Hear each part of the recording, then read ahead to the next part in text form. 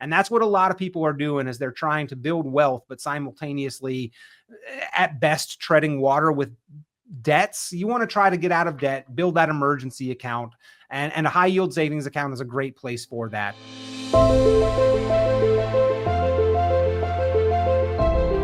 Peter, good to see you. Welcome back, everyone. Today we are talking about the correct order to build wealth, because a lot of people get it wrong.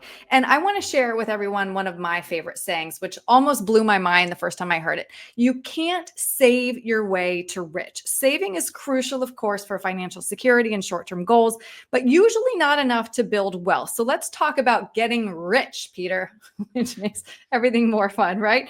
Absolutely. Number one, get the match on your 401k. As my dad says, don't leave money on the table. Yeah, there's really no other place in the financial world that you can guarantee yourself the kind of immediate return on investment that a match on your 401k contributions represents. So if you've got the ability to have a match, be sure at the very least you are taking full advantage, capturing all of the match that is on the table. And I see some misconception here that if I contribute to the Roth, my company might not match those dollars. If they offer a match, you can choose either side, the traditional or Roth. They'll still match. It's just that even though they're nice enough to offer the match, they're not nice enough to pay the taxes on the match for you. So their contributions would go into the traditional side. Your contributions would go into the Roth. But there, again, there's no place in the financial world where you can guarantee yourself that kind of immediate return. So don't miss out on a match on your 401k. Right. I'll take free money anyway. You'll give it to me. Absolutely. All right. Number two, build your emergency fund in a high yield savings account. Yeah. And you know, there's some gray area here because I have a real hard time telling people not to capture the match. But I would say get out of debt and building that emergency account really are a priority for investment success. We could be building a fantastic investment portfolio. And if you've got debt or you have an emergency that you don't have funds to cover and you've got to untangle the investments and derail the progress there, that's not ultimately going to lead to optimal results, right? So we really need to be, as much as possible, operating from level ground, not in debt, and have that emergency account for when things do pop up. And I see a lot of people who have debt and are simultaneously trying to build wealth and investments. Generally, the debt costs you more than you can predictably assume you're going to make in the investments. Number one, and you wouldn't build your house on quicksand, right? Back in the day, I'm a Gen Xer, so in television shows on Saturday morning, quicksand was everywhere. It was part of our childhood. I've never actually seen it in real life, but I know that I wouldn't build my house on it.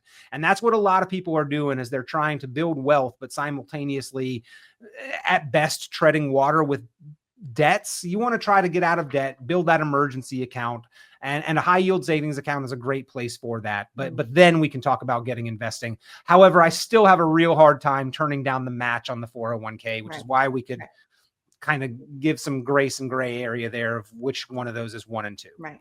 And just to clarify for everybody listening, you said you're a Gen Xer, quicksand was everywhere. You mean in the cartoons we were watching? In the cartoons, in the television shows, there was always a quicksand episode. Absolutely. In every show there was. Yeah. I thought that and knocking people out with neck chops were going to be a much more prevalent thing.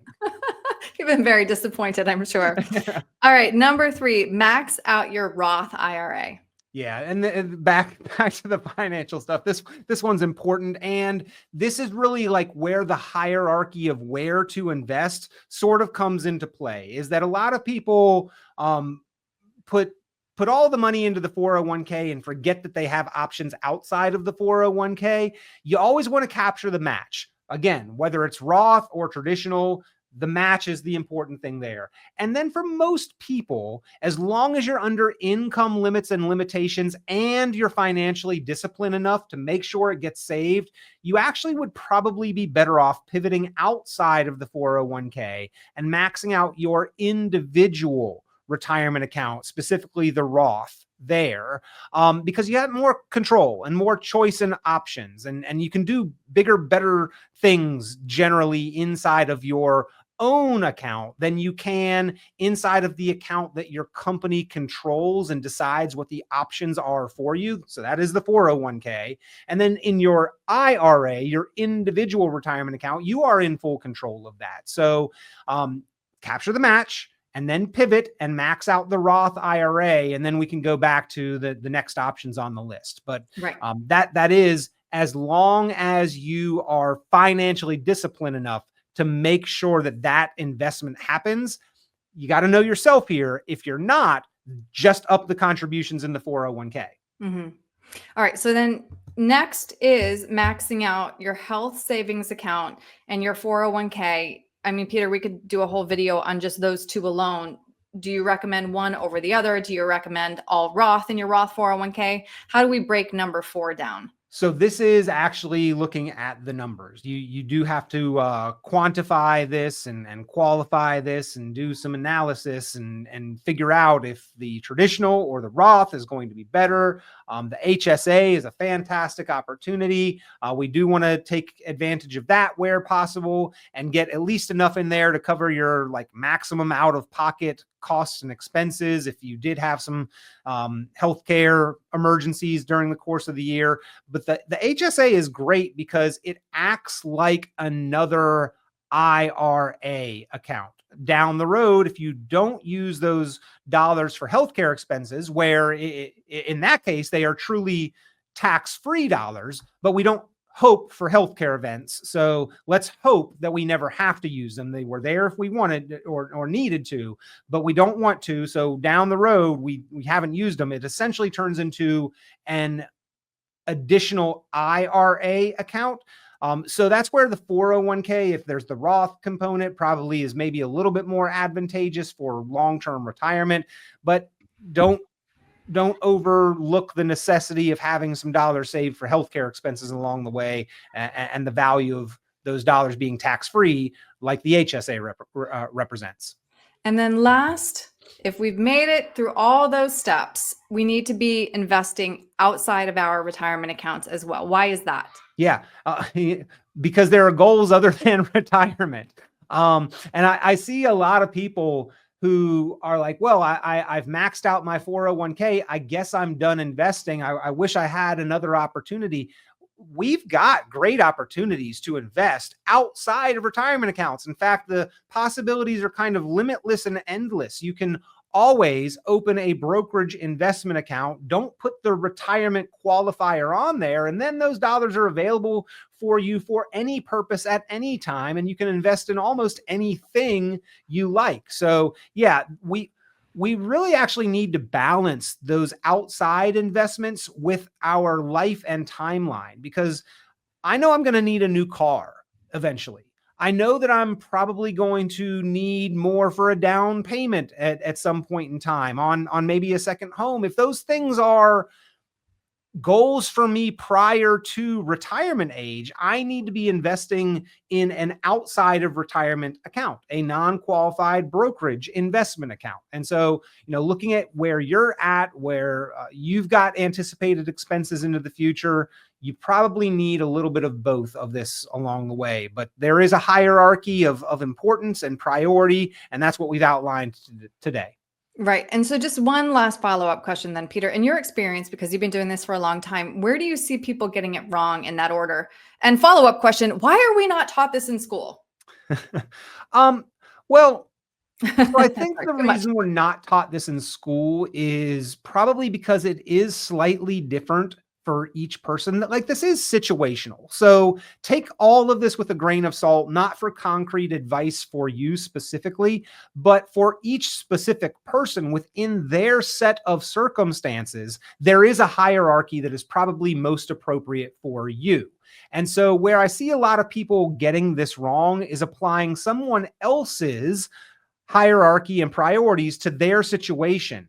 not addressing their own specifics, their own debt, their own emergency account, their own 401k match, their own HSA account if they've got one, their own timeline for when they want to be able to make a down payment on a home or maybe pay for a wedding coming up or something like that, and not balancing therefore where they are placing their money with specific purpose. And when we earn $1, if we don't pay taxes or spend it or pay bills, like those dollars are gone to us forever.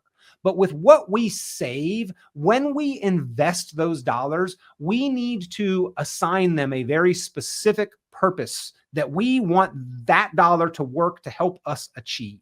And if we don't do that, generally the dollar doesn't do as good a job as it should. And so where I see most people messing this up is that they have not really thought through, well, what is the timeline and what is the purpose that is most important for this dollar when I invest? Mm-hmm. Well, I really do love breaking down these basics with you. And I think, as you mentioned clearly, everybody's going to have a different sort of PEMDAS. We've talked about that, order of operations. Please excuse my dear Aunt Sally. Yeah. Order of operations. Yes. So if somebody wants to come to you to figure out exactly where their checklist lies, what's the best way to reach you? Oh, Miss Schuler would be so proud of me. She's my helper. She would be. Yeah.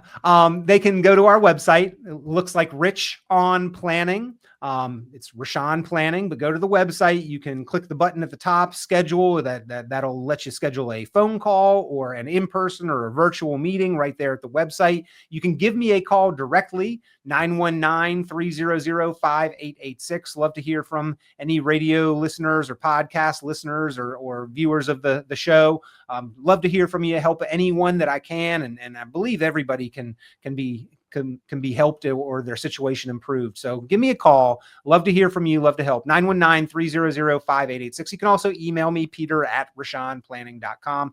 And we do offer to put together that optimized retirement plan that is covering all of the essentials. A lot of people have done well in one or two areas, but maybe have missed several key, critical, important areas in planning. And we want to make sure that you've covered all of the bases. So that optimized retirement plan, that is a courtesy service. We offer to put that together for anyone listening or viewing the show. Great. Peter, thank you. Hey, thank you, Erin.